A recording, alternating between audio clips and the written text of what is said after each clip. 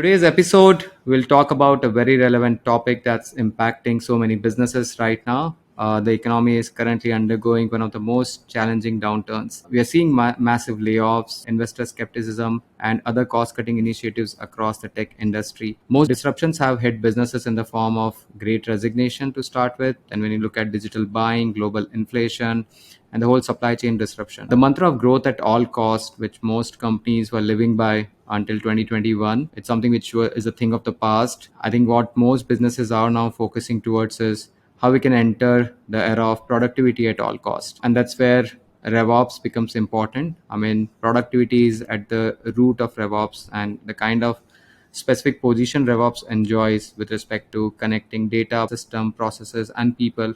I think it's in a unique position in an organization to drive this productivity up.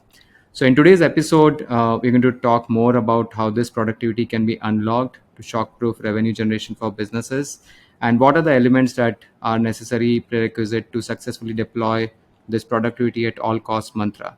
And joining us for this session today is one of my favorite people, one of the most prominent RevOps leaders, Rosalyn Santa Elena. Rosalyn is an advisor to several high growth startups on all things GTM and operations, an active leader of revenue operations in multiple communities and platforms, and the founder of Ops Therapy.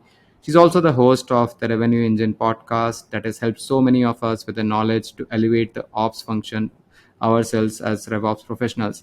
Rosalyn, welcome and thank you so much for spending time with us today. So very excited to talk with you. Yeah, thank you for having me. I'm super excited to be here, and of course, always happy to talk about my favorite topic. Yeah, we are excited, and I think our audience are excited. This is like an episode we all have been awaiting for quite some time.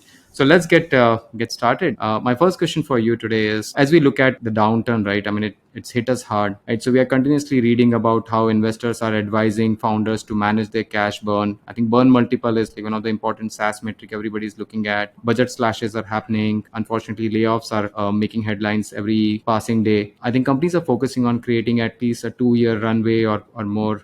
So as a revenue leader yourself, right, what are the immediate challenges that you have seen CROs face in these difficult times? Yeah, that's a great question. I think, I think at all times, right, we're always looking to, we should always be looking at cash burn, right, watching our budget, doing all of the right things all along. We've been hit, the last couple of years have just been insane, right? The market, just the world has been crazy for everybody. So I think being, really prepared for that is really important. But in terms of sort of some of the challenges, I think that other revenue leaders are seeing, I mean, revenue is going to slow down, right? Regardless, it's going to slow down. So how do you, what do you do to prepare, right? How do you go on, what I would say, go on the offensive, right? And start to tackle that. And this is something that I would really encourage everyone to always be thinking about, right? Not just in, okay, now we're in reactive mode. We should always be proactively looking at these things like, how do you get your revenue to be more predictable, right? How do I, my forecasting, my, pipeline, all the things around making your revenue strong, predictable, and accurate are always going to be important, but especially in a downturn market. You touched on this a little bit, but around doing more with less, right? Really figuring out how to be more efficient and more effective. And I know we'll probably talk about productivity a lot today too, but I do think there's an element of productivity that's really important, but it should still be very focused on outcomes, right? Because we want to do more with less, but we want to figure out how to be more effective and more efficient and drive those outcomes that we're expecting. I think one of the challenges that we saw 2 years ago, and as similarly now, is really doubling down on your ICP, really looking at your customer, really understanding what's working and what's not. So the immediate challenges, of course, are, yes, budget cuts. Everyone's trying to do more with less. So that's a kind of a perfect segue right into the into the revenue operations discussion. Yeah, no, indeed. I think staying proactive is very important. Otherwise, I mean, there's a big risk for businesses ahead. I think there are a lot of knee-jerk reactions are happening. Some of these could have been avoided if there's a proactivity at a strategic level and like execution.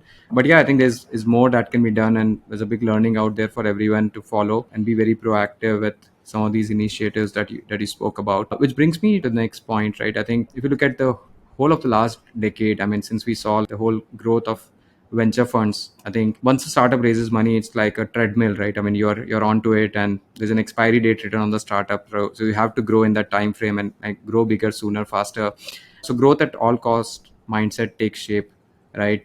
When it comes to building businesses. Now that has completely changed, right? I mean, the same VCs are now advising startups to focus on productivity, focus on their runway, focus on their burn multiple and whatnot, right? So now, backed by significant budgets, while it was easier for companies to buy different tools, hire different types of people, throw money at the problem, now with the downturn, all of these budgets are out and teams are getting leaner, and extra tools from the tech stacks are getting eliminated. I mean, tools which basically are solving must have problems, which are like essential need, are staying, and I think everything else is getting chopped off. So this is increasing operational efficiency to some extent, maybe like fixing some of the productivity leakage. But do you think this is what all it would take? While these are immediate cost cutting measures, but are these sustainable? What do you think about it? Yeah, I think going through this downturn again, I think in the market just highlights the same problems that people have within the organizations, right?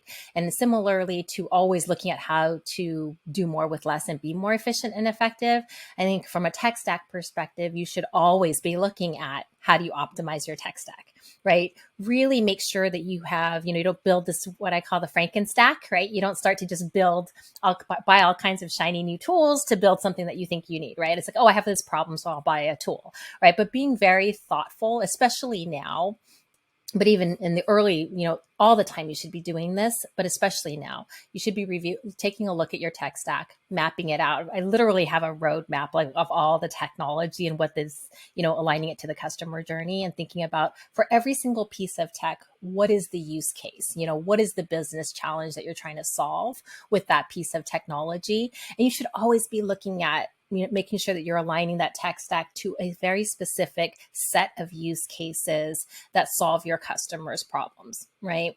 And always looking at measuring that ROI, making sure you're getting value from the technology, and that getting that value, not just aligning to the business cases, but it's through adoption, right? And through making sure that the team is actually using the tools. Because I think a lot of us will buy something, they'll implement it, shiny new object, think that it's great. Everybody's rah, happy about it. And then, 3 months later, nobody's been maintaining it or driving that adoption or assessing the value. And what happens is then that tool becomes stale. People are like, oh, it doesn't work for me anymore. I need to go buy something new. Right. And that's how that Frankenstack sort of begins. But really taking a look at, figuring out what do you really need? Because technology, to your point, can help with productivity and it can help with operational efficiency, but only if you have the right technology for your business, right? And you are leveraging that technology. So this is the perfect time to really be taking a really hard look at all of the tools that you have and making sure that you're optimizing that tech stack.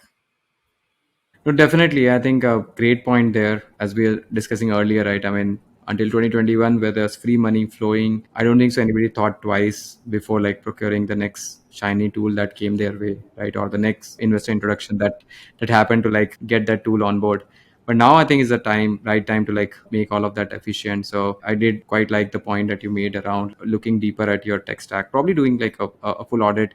I think what stood out with me is identifying the right use case that you mentioned and connecting it with your customers' problems, right? I mean, not just your problem in the business what you're solving, but what you're solving for your customer as a business. So if the tool is a step towards enabling that, I think that's a tool that should stay. And then the second point that you mentioned also around enablement, how do you get adoption going? Big pain point for a lot of businesses. And I think it's a great opportunity to look at what's necessary and invest in doubling down on it with respect to driving adoption so that productivity can be unlocked, because tools are good. I think that a lot of these tech solutions are built with like some use case or intent in mind.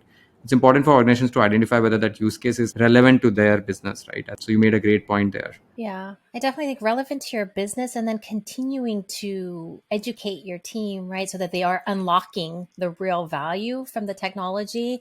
I like to, people always ask me like, oh, what's the ideal tech stack? What should I buy and everything? And I always think about mapping that to your customer journey also, right? How does your buyer or your prospect like to be engaged, right? How do they like to be, that interaction with them? And at the top of the funnel, if you think about even figuring out who your prospects are, right? Who is your ICP and who's your target customer? And that's where sort of the data and the analytics and such, obviously come in, and you want to buy the right, the right technology there as well. It's really important versus buying, hey, what everybody else is buying because it sounds great. It's the most popular brand. They have a great brand. We just go buy it, but it may not solve for your use case or be right for your business. Yeah, I mean, great point there in terms of mapping the customer journey. I think very few organizations do that. I mean, it's so surprising. It's very intuitive and probably a 101, but a lot of organizations don't look at defining their customer journey, mapping it, and then probably constructing the tech stack. I mean, tools get poured in like much earlier in the journey, even before somebody has written down that first customer journey map. So great point to drive home. I think what you mentioned there, it should be in line with your customer journey. Moving on to the next question and bringing us to the topic of the conversation today. How important do you think this mantra of productivity at all cost is? Is it like a goal that can stand the test of times and not just like a goal to have now because the market is down? What do you reckon there? I think productivity at all costs, it's relevant, but I think it my experience has been that causes some strange behavior, right? I think it just causes some weird behavior because then we get really focused on activities and actions and measuring the wrong things, right? Potentially, instead of looking at, like number of calls or number of meetings. Those are all early indicators to something, to an outcome that the business is driving towards, right? They're early indicators, but they're not the end all be all, right? I think really focused in on outcomes, right? Like we were talking about a little bit earlier, really focus on outcomes, revenue. Everybody wants more revenue faster, right? So shorter deal cycles and bigger deals, right? At the end of the day, that's what we want, and we want to retain customers, especially in the SaaS model, right? We want to continue to expand within our customer base and have them renew and be happy. And so I think if you think about everything related, the actions that will drive those outcomes is much more important, I think, than just saying productivity, right? Productivity comes with, obviously efficiencies, being more effective, right? Those are sort of the underlying attributes of being productive.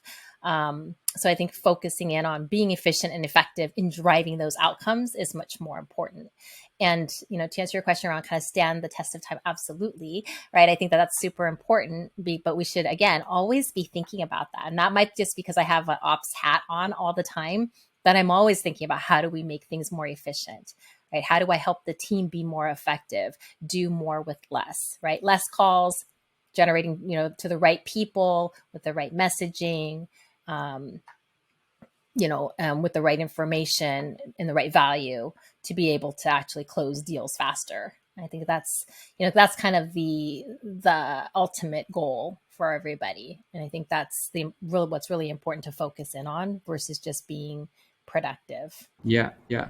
No, I think that's more holistic, as you pointed out. Moving on to the role of RevOps, right? I think we discussed some of the goals, we discussed some of the challenges. How do you think RevOps can step up in today's market, and how can they ensure the organization gets supported in these difficult times? Yeah, perfect segue into RevOps, right? I'll try to stay off my soapbox a little bit, but I probably will get on it for a bit. But if you think about like who better, right, than revenue operations to highlight all of these things, right? Like I said, my hat's always on ops, so I'm always thinking about that, whether we're in a downturn or, a market that's just high growth, right? At all times, there's always ways to be doing things better, right? And I think even if things are working really well, there's always ways to improve. And I think operations is always looking at that. Ops plays a really key role here, especially if you think about, 2 years ago when the pandemic hit. I always use this example because you think about in January, everybody had their kickoff meetings, everybody had their goals or strategy, they were rah, everybody was super excited.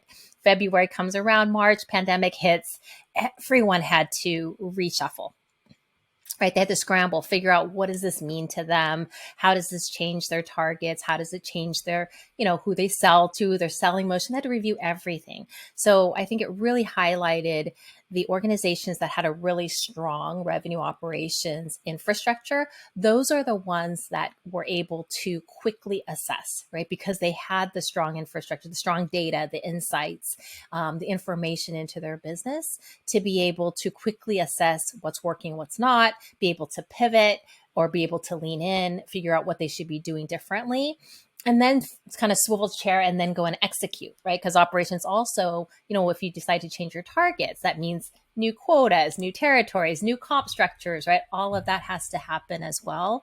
And so operations really plays a key part in that, not just from a strategic lens of figuring out what changes need to be made, but then from a tactical and practical perspective of actually executing those changes from a people, process, and technology perspective. So, and particularly in a downturn, RevOps is extremely important, and you have to have the right RevOps structure because they're the ones who are going to be able to see those blind spots, right? They're the ones who are able to see around the corners and what's happening and be able to test different types of assumptions or hypotheses and be able to figure out what's the most likely outcome.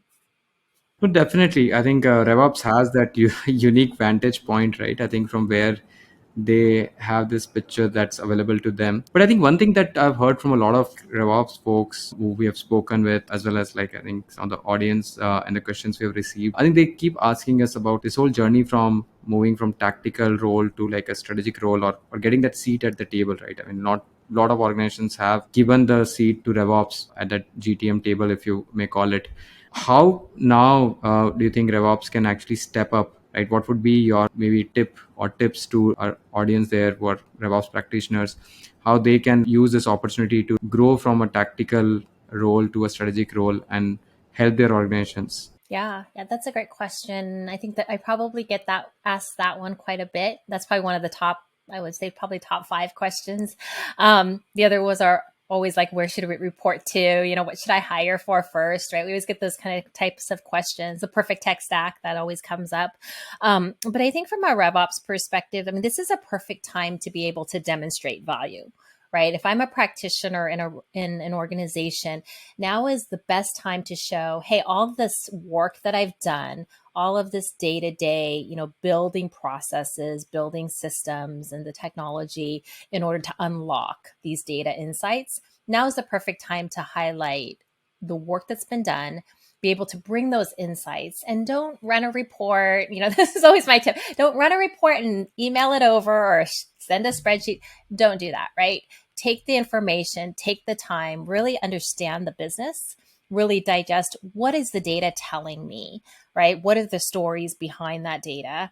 Be able to bring those stories to your executive team with a proposal, right? Think about, if you're the, be the business owner, look at the data and say, okay, based on what I'm seeing in the data, here's where we should pivot, right? These are my recommendations. Here's what I'm seeing is, hey, it's not really effective. We should do less of that. Let's test A, B, and C, right? And come with a perspective, right? Come with a recommendation based upon data, and you have the data in your back pocket to share, right? But come with that story.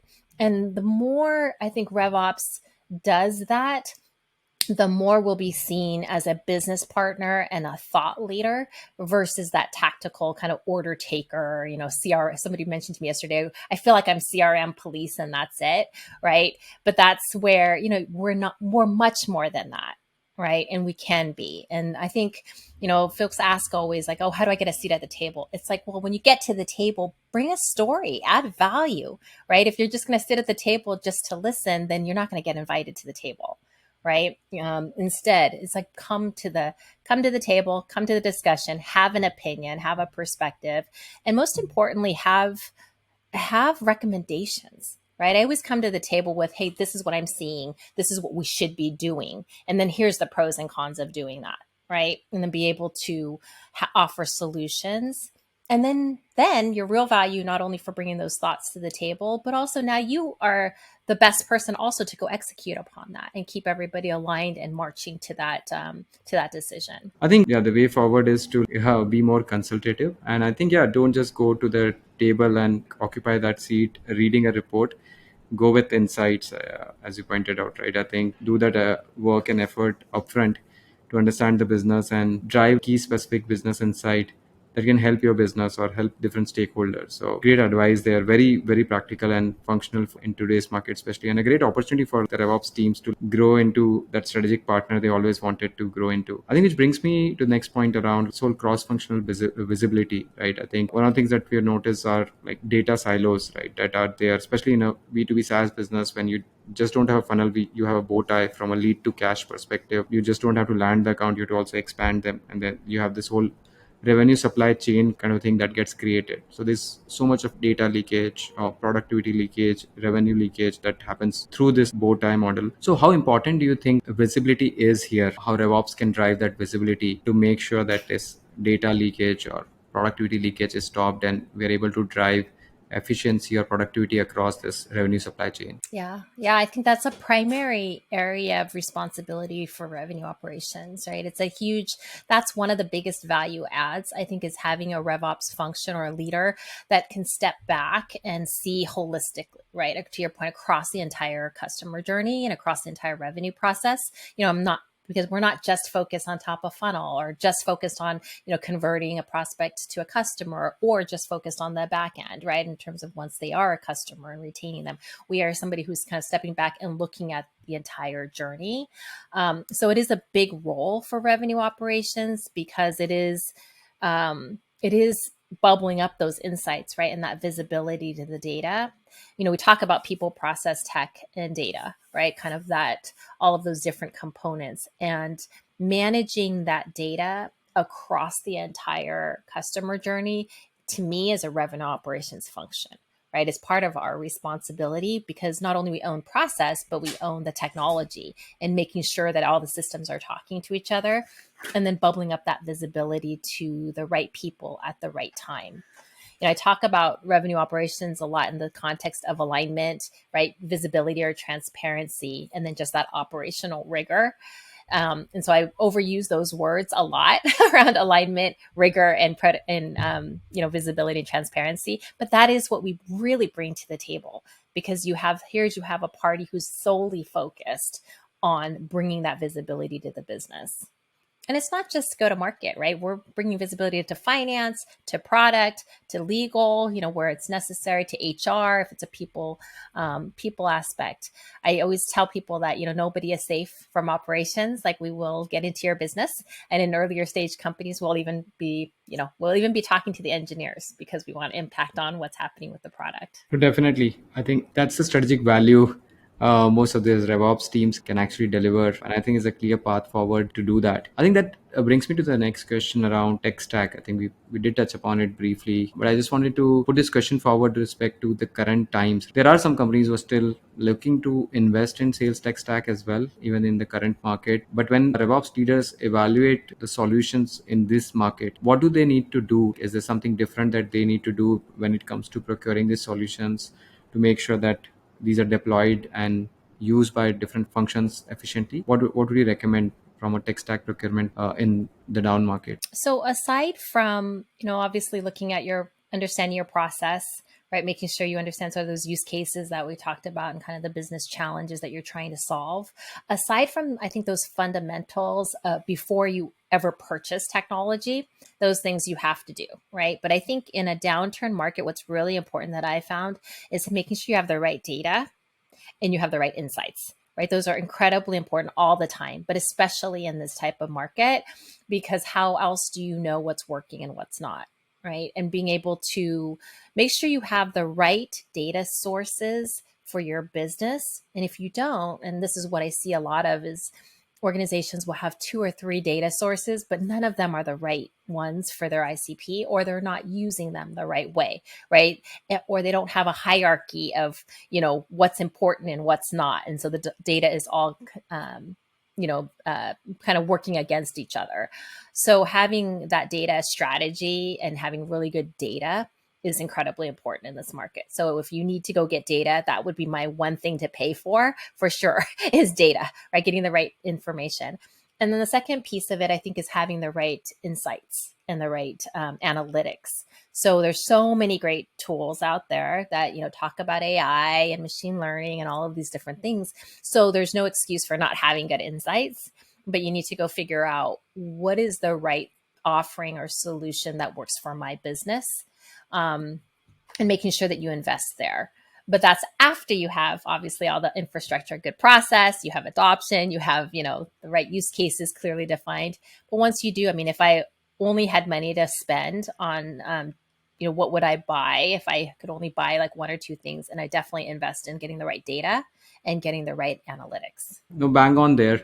I remember Yamini at HubSpot, she mentioned in one of our LinkedIn posts about disconnected systems leading to disconnected data, which is leading to disconnected teams. So true as well. I think, especially in the current market where I think teams need to be even more connected, be more efficient and productive. And if you at the outset don't have your systems connected, you don't have the data in place, very difficult to get those right insights to take any of these actions, right? I think great advice again for the RevOps teams out there to look at their data, probably do a data audit, and see how they can fix that missing or scattered data problem, which I think they face. Moving on to the next question, Rosalyn, what would be the components of a solid RevOps strategy which can help organizations navigate these tough times? Strategy that can have like a hyper focus on productivity and then can also serve the broader strategic interest of the organization. So, what would you recommend RevOps should include in that strategy? Yeah, I think for every organization, right, really honing in on, okay, what is my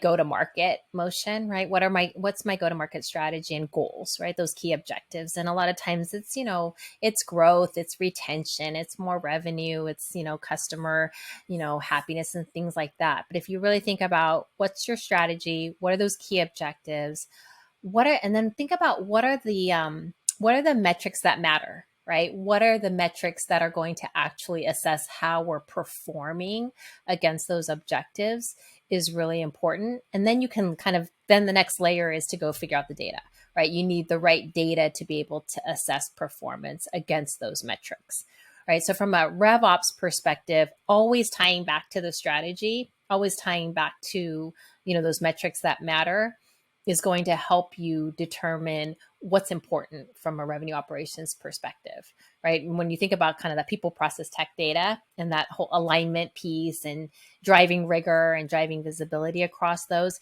it should always tie back to your strategy. So, when you're working in every company, that's why there's always like that never kind of one size fits all where everybody just does these 5 things, but fundamentally always tying back to, the goals and what are you trying to achieve in the next 6 months, 12 months, or even 36 months out, and tying the RevOps sort of roadmap to that. I think it's really important. People don't map it out.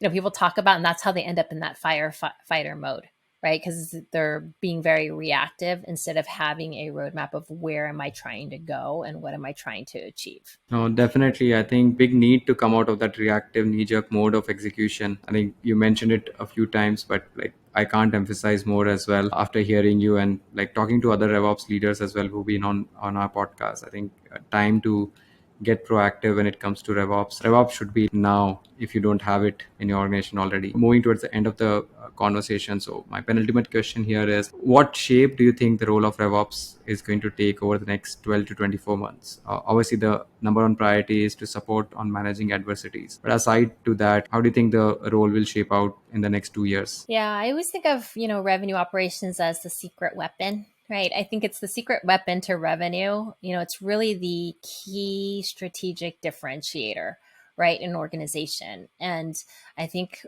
over the last 2 years, I think in 2020, like I said, with the pandemic hitting, I think it highlighted the fact that, hey, companies who had really strong operational infrastructure are the ones who were able to move faster, right? They were able to move much faster.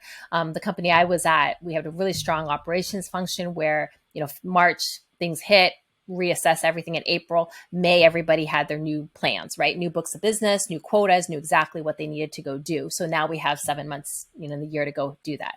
But there were also companies who were still in September, last 3 months of the year, still figuring out where do they need to go and what do they need to do.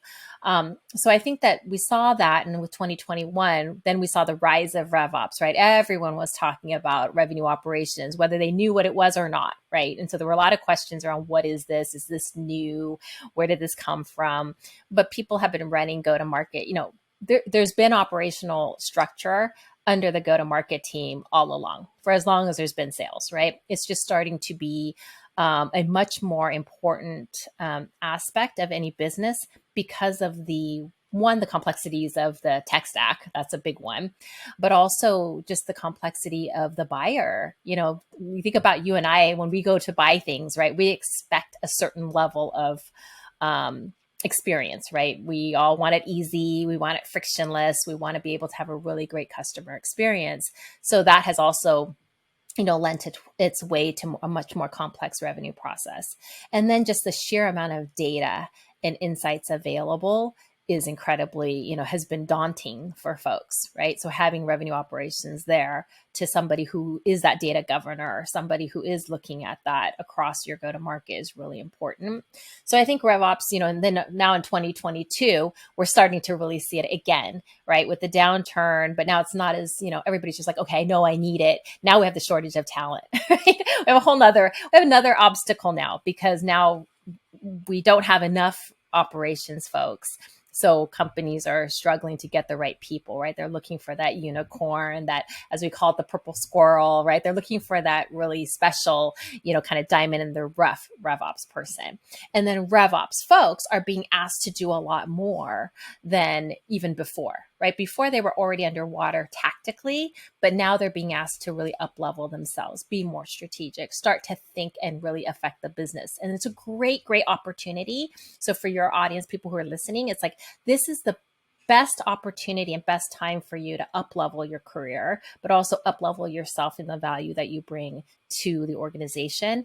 And for organizations that are listening, this is the time. If you haven't invested in revenue operations or don't understand it, get yourself educated as quickly as possible, because you're going to be behind, right, without this structure. So for RevOps, I think we'll continue to see just the rise in the importance of revenue operations in the overall business, not just from a revenue perspective, but from an organizational perspective. We'll keep seeing more and more importance in this role. I think we'll hopefully see more investment, which we've already been seeing in 2022, a lot more investment. And then the people who are within these roles will continue to be able to really invest in themselves and up-level themselves. Right. I think, as you know, I think a couple years ago, about 3 years now, I've been sharing a lot of content and sharing information, because there wasn't a lot of people who were doing that. But right now, there's tons of people doing it. There's lots of content, lots of, like this podcast that you're doing, a lot of the work that you're doing on, your content from Nektar and other companies are producing a lot of great information. So there's tons of resources now for revenue operations, or people who are interested in moving into RevOps, and people who are thinking about investing in revenue operations. Now's the time to really just get educated so that you're not left behind. Oh, awesome. I think it's never too late. It's like an infomercial. Yeah, it's never too late. What do you get most excited about from a future standpoint? If, I think we spoke about next 2 years of RevOps, right? If you go 5, 10 years down the line, what kind of a future that you visualize of RevOps, and what gets you most excited about that future? Yeah. So I think a lot of the things that we kind of talked about, just the rise and the understanding of revenue operations, I think is really exciting. I think seeing more individuals step into these type of roles is really exciting. And also seeing the people who have been doing this for a little while being more being more open to sharing and mentoring and helping coach the next generation of operations professionals is really exciting for me. I think, I spend a lot of time doing that myself, but to see other folks also participating, because we are a really unique community. I think operations, right? We are not sellers, but we really are, because we sell internally, right? We always have to sell value. We have to drive adoption and such, but we're not, at least for the most part, we're not a competitive bunch, right? We're much more about collaboration, which I think is really unique because we're very, very willing to share the secret sauce, right, on how to do things just to help up level each other and up level the function overall. So I'm super excited about it. I've been for years now, and just continue to be just a huge champion of it. Yeah, I mean, you indeed have been a great champion of RevOps, and thanks for doing all the work you've been doing, and thanks for being the evangelist and the poster girl for RevOps. I think we all appreciate the work you have been doing, and it was lovely having you on the show today, Roslyn. I think there's a lot of words of wisdom and a lot of interesting information that was very relevant for today's time for our audience. Thanks for sharing that so generously. I was lovely chatting with you today, Roslyn. Thank you again. Thank you for having me. This is fun. Thank you.